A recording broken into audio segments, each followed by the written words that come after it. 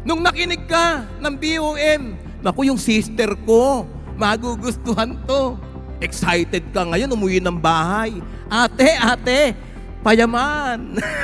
Sasabihin ng ate mo, scam yan. Patay ka na. Mahina yan.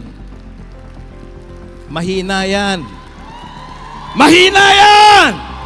Kasi ang unang tinetrain sa isang atleta o sa isang mandirigma, yung emosyon. Bawal sa networking, bawal sa TPC, ang madamdamin. Sabihin mo sa katabi mo, huwag kang matampuhin. Again, TPC.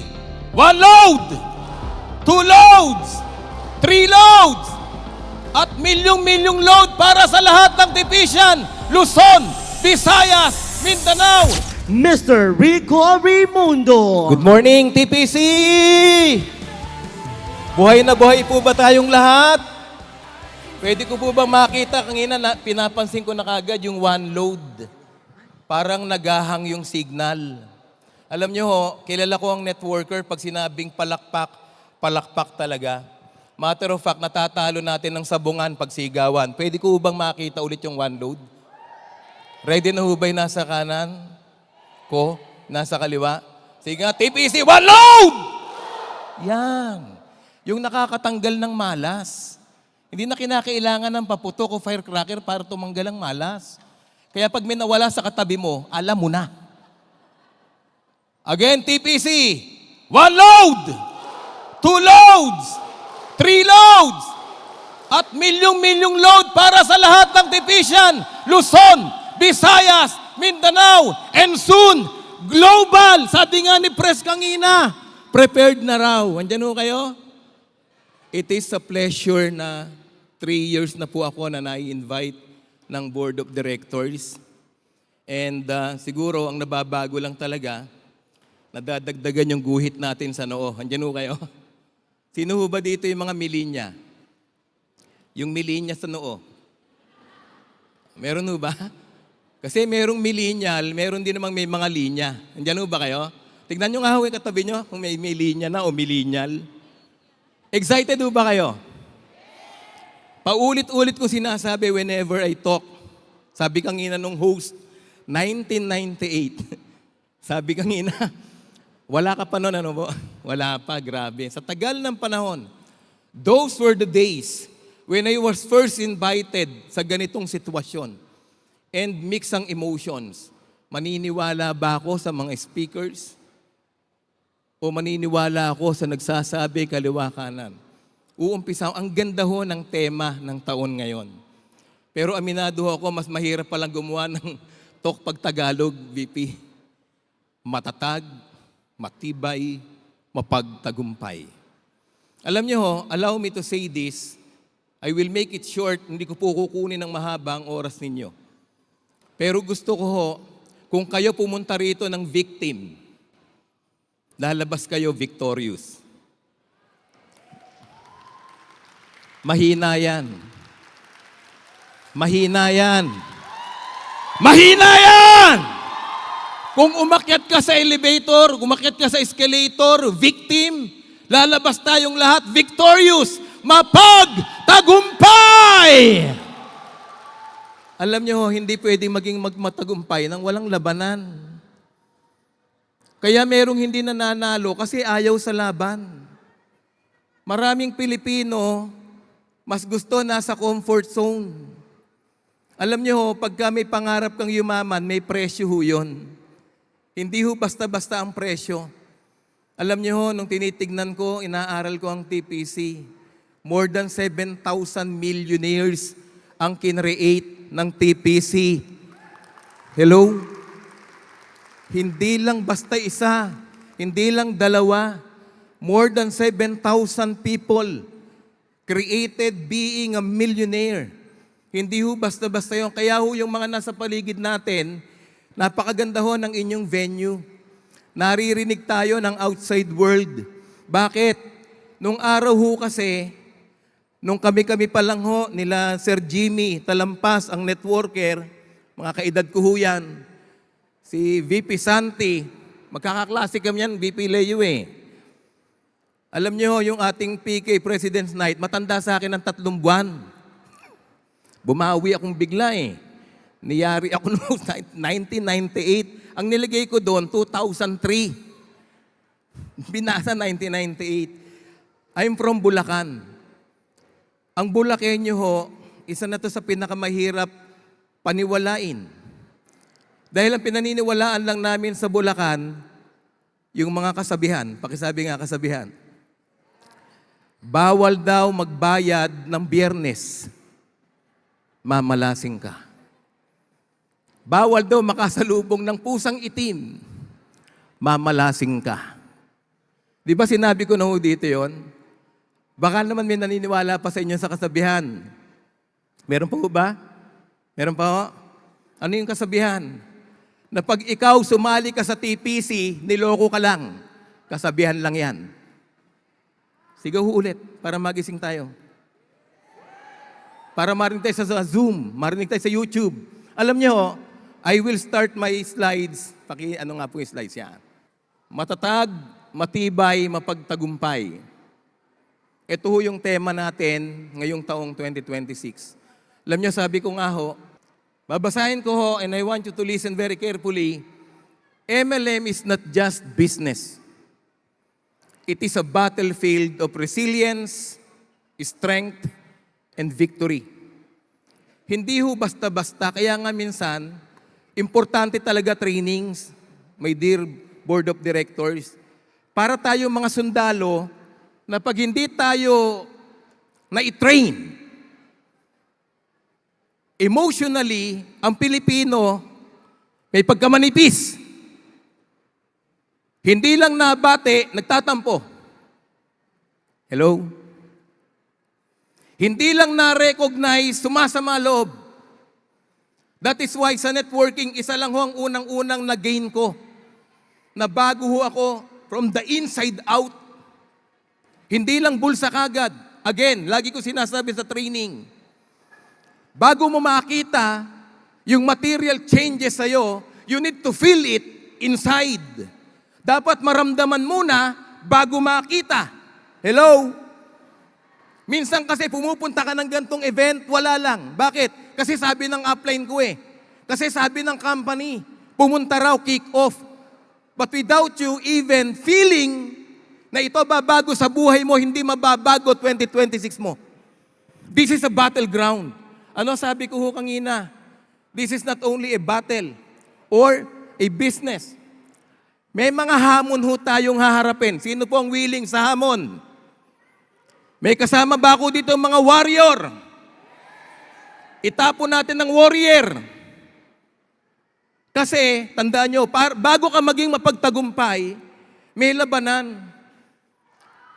Sinasabi ko nga ho lagi, formerly Senator Manny Pacquiao became an 8 times world boxing champion. Hindi ganun kadali ang training. 3 a.m., tatakbo sa Baguio. Akyat baba, akyat baba.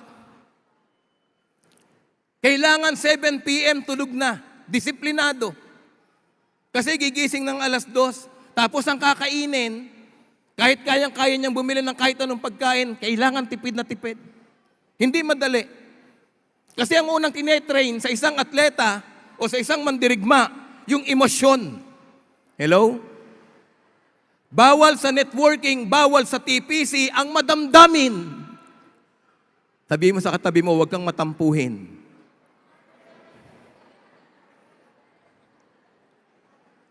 Puso muna. Maraming yumaman, maraming kumita, umaayaw kasi madamdamin. Pinatatatag muna po. Mamaya usap po tayo ate ha.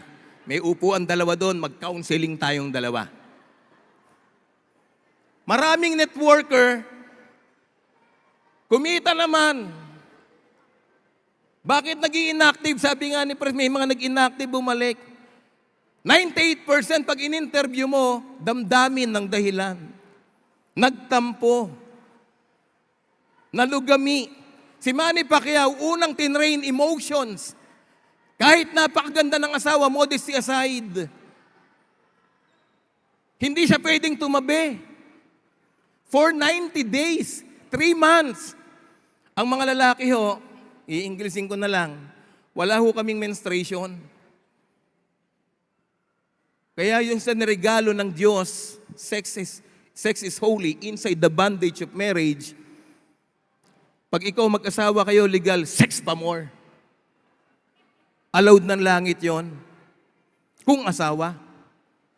Ang lalaki ho, dahil walang menstruation, sabi ng mga doktor, lagi kaming ready, anytime, any place, anywhere. Ang mga babae, dahil may menstruation, nasa mood. Kaya yung mga babae dyan, yung asawa nyo, pagkalabit ng kalabit, hindi yan naposes. Hindi yan nasapian ng demonyo. Normal siyang tao. Si Manny Pacquiao, kahit napakaganda ng asawa, ang sabi ni Freddie Roach, bawal ang tabi. Emotions. Minsan, dumarating ang time, kinakailangan mong humataw, iiwanan mo yung family mo 1 week. Tama, tama. Dahil kailangan mo, naghahabol ka, may pangarap ka, iiwanan mo yung mahal mo sa buhay, 2 months. Nangyari hong lahat sa akin yan nung nag-i-start kami. Maganda pa nga ngayon. Maganda pa nga ngayon eh. Kasi marami kayong kakampi, may internet na. Nung kami nag-network nila Sir Jimmy, ni Sir Santi, walang Google nun. Merong goggles, pero walang Google. Hindi ganun kadaling mag-network nung araw dahil iilan lang ang may cellphone. Hindi ganun kadali na pag may guest ka, hindi mo alam kung darating o hindi. May means of communication nung araw. Yung easy call, yung beeper. Guys, ito ho yung mga hamon ng TPC. Number 1, pakibasa na matagal, sabay-sabay tayo. 1, 2, 3, go! Hamon ba yan? Sa kinausap mong 10, 11 umayaw, kasama ka na.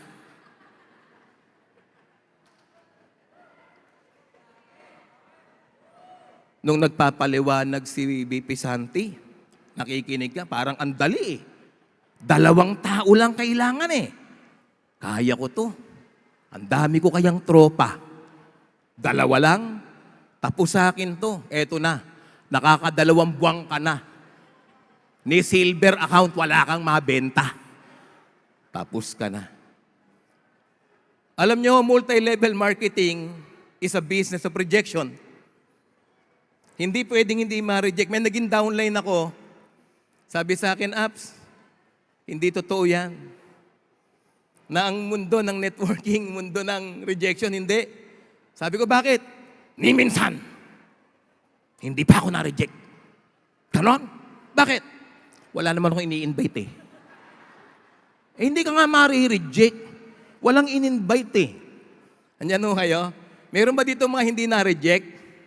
Meron ho ba? Di ba ito pa masakit? Press, BP Leo. Ang pinakamasakit sa lahat, ang magre-reject sa'yo, yung taong pinakamalapit sa'yo. Nung nakinig ka ng BOM, naku, yung sister ko, magugustuhan to. Excited ka ngayon, umuwi ng bahay. Ate, payaman. Sasabihin ng ate mo, scam yan. Patay ka na. Rejection. You need to prepare para maging magtagumpay. Ito yung mga hamon. Maraming beses na hindi tayo pinakikinggan. Ilang beses kang nag-post sa FB wall mo. May mga hugot na nga yung iba pag nagpo-post eh. Sa totoo lang, tingnan nyo, basahin nyo yung mga, minsan nanunumpa na ron eh. Nagbabanta na eh. Sige, huwag kang sumali, bahala ka. Nananakot na. Nakaka-relate ho kayo? Pumalakpak nga ho lahat ng nakarelate. Lahat nakaka-relate. Eh kami nila Director Jimmy, kasi, black and white pa TV kasi noon nagne-network kami nila Sir Jimmy. Black and white pa noon eh. Alam nyo, pangalawa, ang sandata natin dyan, yun nga, mamaya ako papaliwanag. Tandaan nyo, Ephesians, lahat ng nag-no, yan ang nagpapalapit sa yes. Bakit? Tandaan nyo to. Hindi na lahat ng tao maniniwala sa'yo. Hindi lahat ng tao sasagot sa'yo ng yes. Hindi lahat ng tao mapapahinuhod mo. Hindi mo kailangan yon. Bakit? Training ground mo lang yon. Kinakailangan mong mahirapan. You have to understand the principle of life. You need to work even in Genesis. Kailangan mong pagtrabahuhan ang kakainin mo. Ano yun, hayahay? Kaya maraming nasirang buhay, hindi pinaghirapan, kumita, ano mangyayari? Baliwala.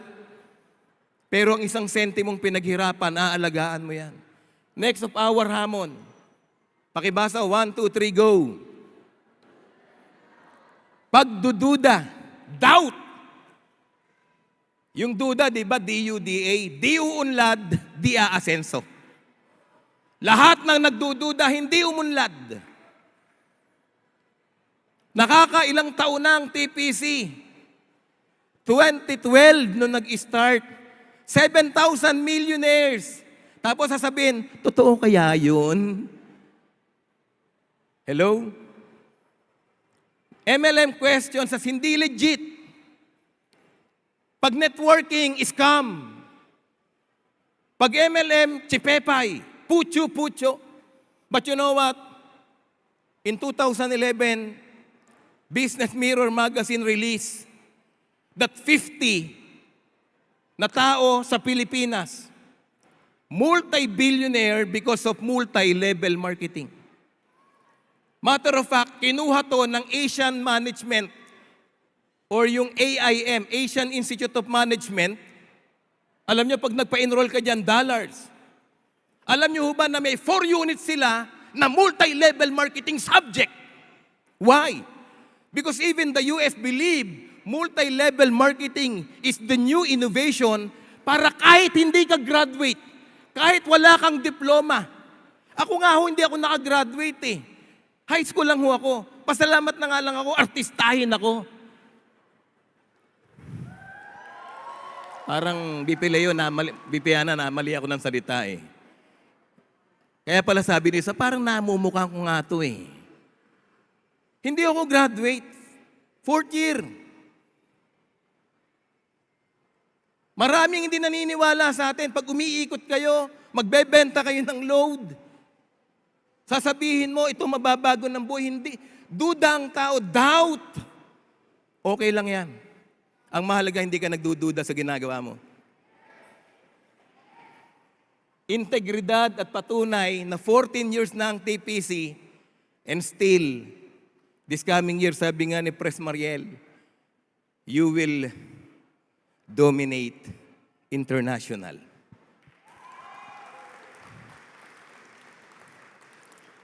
Sabi ng palakpak. Alam nyo, yan ako sensitive. Pag sinabing palakpak,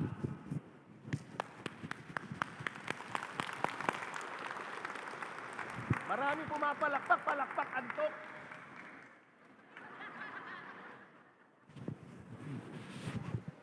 Alam niyo bang nakakahawa, antok? Pag pumalakpak ka, yung tinatamaan yung katabi mo, pag nakita mo gumaganyan-ganyan na mata, banatan mo na. Simplihan mo. Ay, tinamaan ka pala, sorry. Pinapalakpak kasi ako ni speaker eh. Tingnan mo yung katabi mo ngayon. Dilat na ba? Palakpak TBC! Yayaman ng palakpak pang 5 piso, BP. Next, sariling takot at pagod. Sabi ng isang psychologist, maraming Pilipino, sorry po, hindi naman lahat, tamad talaga. Ayaw mapagod. Makinig ho kayong mabuti. Bata pa lang kasi, sasabihin ng nanay, anak, ano gusto mo? Maghuhugas ka ng pinagkainan o magwawalis ka ng sahig? Kukumpute ng bata yun kung ano mahirap. Magwawalis na lang. Bata pa lang. Yun na yung upbringing natin. Aabutin na lang yung baso, papaabot pa yun. Sino rito katulad ko na abot mo naman kamutin pero pinapakamot mo pa. Pakikamot nga. Sabi ng asawa ko, abot na. Iba kasi pag ibang kamay eh. Masarap. Nakakatulo ng laway pag ibang kamay eh. Diba? Likas talaga. Alam nyo, sa TPC, dapat ito yung number 1 kalaban natin, yung mga takot mapagod. Pag humahaba na speaker, tagal naman itong hira ng mga ataw pa eh. Alam na namin yan eh. Alam niyo ba na pwedeng nakatingin kayo sa akin ngayon, pero ang nakikita mo, isinampay mo. Baka uulan na yata, itong Rico naman na ito. Bira naman talaga. Sabi na, hindi na ako aatin talaga eh. May raffle lang eh. Kung wala lang raffle, hindi na ako eh. Huwag kayong mag-alala, hindi kayo pinatatamaan ko. Yung katabi mo. Kasi possible yun sa psychology, sa logic. Nung ako ho ay yung mga teacher, nakatingin ka sa akin, pero maraming lumalaro sa isip mo. Yung iba nga rito, di ba, yung mga... Sa networking kasi, pag pumunta ka, nakagayak talaga eh, di ba? Mga naka-lipstick kayo. Hindi ka papayag na hindi pa kakulay nung pantalon mo yung lipstick mo. Di ba? Ngayon, dumarating sa punto na pag tumatagal na kasi, yun yung isang challenge ng networking eh. Nakatingin kayo sa akin, pero ang iniisip mo, gagalit na yung asawa ko eh. Sabi ko, hanggang alas 5 lang eh. Diyos ko eh, mag-aalas 4 na eh. May ganon? Tama, mali? Mali. Bawi. Mali. Ano tama pa rin? Alam nyo, yun ho, yung sariling doubt or sariling takot, self-doubt, burnout, ang sandata dyan, matibay na mindset. Alam mo kasi, ano man mangyari, ngayong 2026, babaguhin ito ang buhay mo. Sumunod na hamon, maling sistema o hype, bato-bato sa langit, ang tamaan magbago na.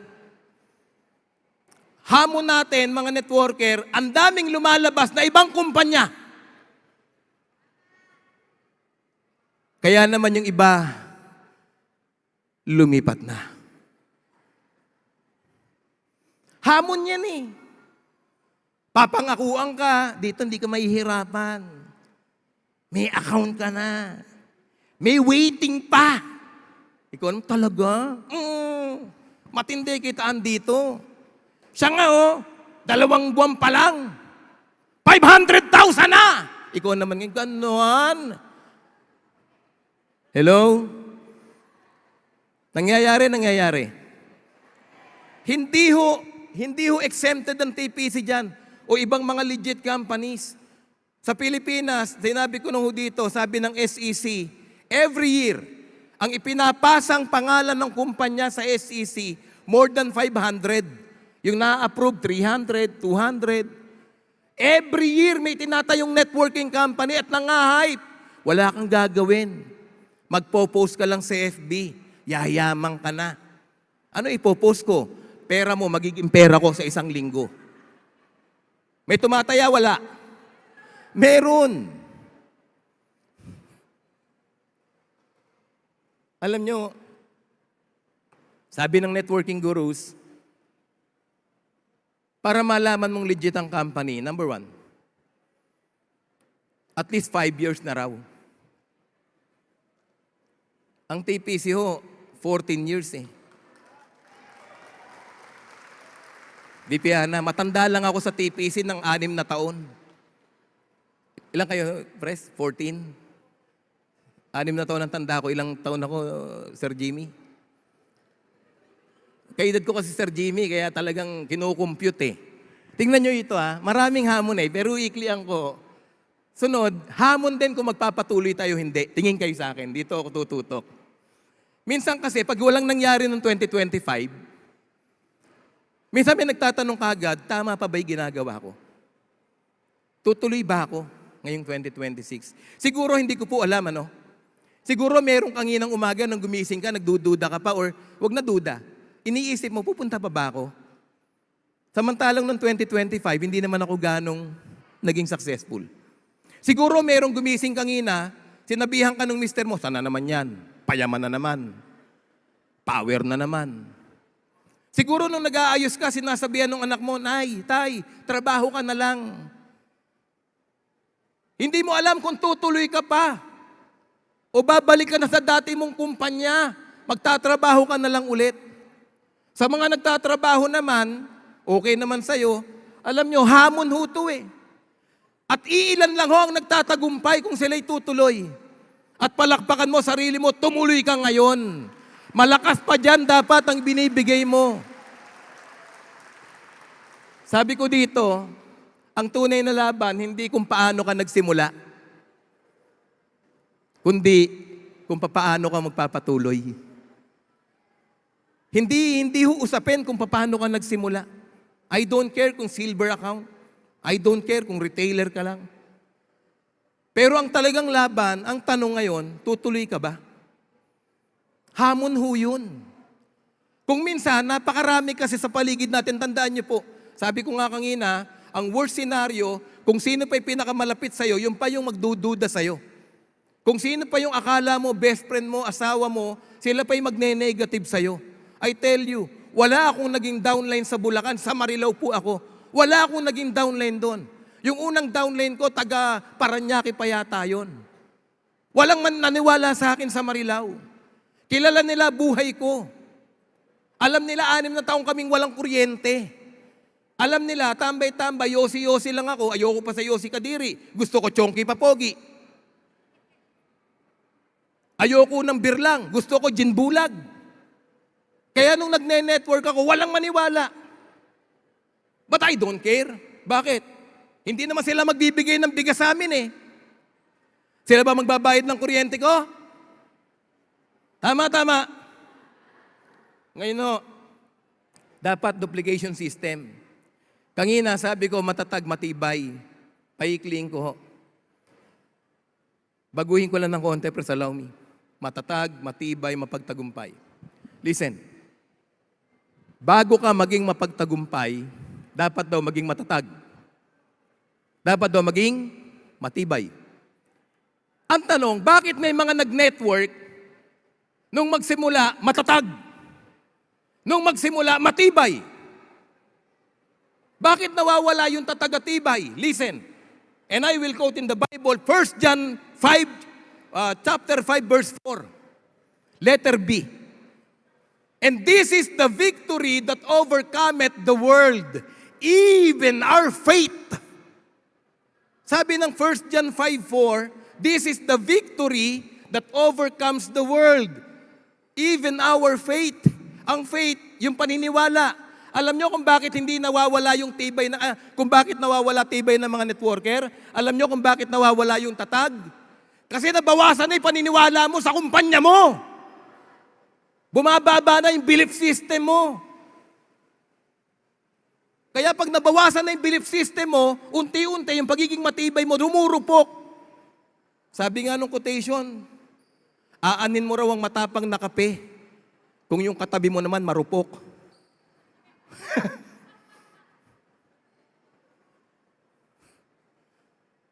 Nabasa niyo ba yung quotation na yon? O ako lang ang nakabasa noon? Kaya ho nawawala yung tibay. Alam niyo, naniniwala ako yung mga unang sumali, yung mga kasama natin, matibay yan. Matatag yan. Kaya lang, as days or years goes, ang nawawala, hindi yung tibay, hindi yung tatag. Ang nawala yung pananampalataya sa ginagawa niya. Ang nawala yung pananampalataya sa kumpanya, sa upline niya, sa downline niya. Kaya napaka-importante ng belief system. Dapat laging 100%. Tanong, Tipicians, naniniwala ka pa ba sa kumpanya mo? Kasi pag naniniwala ka, automatic matibay ka. Automatic matatag ka. At pag meron kang tibay, meron kang tatag, sigurado ako kahit ayaw nilang magtagumpay ka, automatic magtatagumpay ka! Why? Tibay plus tatag equals tagumpay. Kaya ang huwag mong aalisin, hindi ho na pag-aaralan ng pagiging matibay. Hindi na pag-aaralan ng pagiging matatag. Automatic dumarating yan pag mataas yung belief system mo. I will just leave you word. Bago ka lumabas ng bahay, lagi mong tatanungin sarili mo, naniniwala pa ba ako sa company, sa products, kay upline, kay downline, kay crossline. Kasi sabi nila, Rico, paano bang maging matatag? Rico, paano bang maging matibay? Alam nyo, walang tao, bakal nga, kinakalawang eh. Yun ngang matibay na kahoy, minsan binubukbok eh. Pero sa tao, para hindi mawala ang tibay at tatag mo, huwag mong tatanggalin yung paniniwala mo. Ngayon, tanong, paano tataas ang paniniwala? Kahit nanlalambot ka na, kahit nanghihina ka na, kahit feeling mo papaayaw ka na, umattend ka lang lagi sa event ng TPC, maniniwala ka ulit. Naniniwala ho ba kayo? Yung palakpak nyo parang may dude. Naniniwala ho ba kayo? Yung palakpak ng paniniwala. Sabihin mo sa kaliwa sa kanan, naniniwala ka ba? Sige ho, kalabitin mo, naniniwala ka ba? Yung nasa harapan mo, naniniwala ka ba? Yung nasa likuran mo, naniniwala ka ba? Bakit? Alam nyo, napag-aralan ko lang ho, sa networking para maging mapagtagumpay ka, yun lang talaga dapat pataasin mo, yung belief system. Kasi kung naniniwala ka, at hindi naniniwala yung mga kasama mo, magtatagumpay ka. Hindi mo kailangan maniwala ang lahat ng tao. Hindi mo kailangan maniwala ang asawa mo. Hindi mo kailangan maniwala ang kapitbahay mo. Ang kailangan mo, pataasin mo yung paniniwala mo. Automatically, it will bring forth tibay at tatag, which will bring forth tagumpay. Resilience, strength equals victory. Alam nyo, nung pumapalakpa yung kanina, tinitignan ko yung mga palakpak ng mga taong magtatagumpay sa 2026. TPC, pinagdaanan na natin yan. Dapat ang networker ng TPC matibay na. Hindi na tayo nadadala ng maling kwento. Hindi na tayo nadadala ng hype. Hindi na tayo nadadala ng negative. Hindi na tayo nadadala ng ibang tao. Dapat tayo na. Dapat ngayon ho, kasama ng tema nyo, matatag, matibay, mapagtagumpay, dapat lahat po kayo contagious. Pakisabi contagious. Ang contagious sa Tagalog, nakakahawa. Dapat, pag may nakatabi ka sa jeep, dapat pagbaba mo, tipicians na yan. Nahahawa sila sa'yo. Alam nyo, para mahawa yan, alam nyo, no, nakakahawa yung energy. Nakakainis kaya yung katabi mo, kahit ano gawin mo, ganyan lang. Alam nyo yung sa Bohol, yung tarsier, yung tumutulo pa eh. Alam nyo, nakakahawa yung, alam nyo, isa lang ho talaga hinahanap ng mga tao sa networking, yung energy. Andiyan ho kayo. Can I see those energy hands? Can you give a big clap of hands nga po? Sige nga po. Hindi ko na ho i-click yung screen. Nasa puso ko naman ho yung slides. TPC, listen, just January 14, hindi lang ho kayo nag-kick off ng taon. Hindi lang ito kick-off 2026. Ito po ay kick-off ng hamon na haharapin natin sa 2026. Kaya pagsama-sama, kaya pag nagkakaisa, kaya pag walang iwanan, kaya pag naniniwala tayong lahat. Nandiyan ho kayo? Uulitin ko ho. Para maging matibay, matatag, dapat mataas ang paniniwala mo. Bakit mo kailangan maging matatag at matibay? Doon lang talaga nagkakaroon ng katagumpayan. Hindi ho dapat sirain yung series na yon. First, belief that will bring forth tatag and tibay, and automatically it will bring forth tagumpay. So with that, TPC, I would not take much of your time. To God be all the glory. Thank you, Pres Mariel. Thank you, BP Leo, ma'am. Thank you, BP Tati. Thank you, BP Ana. Thank you, ma'am.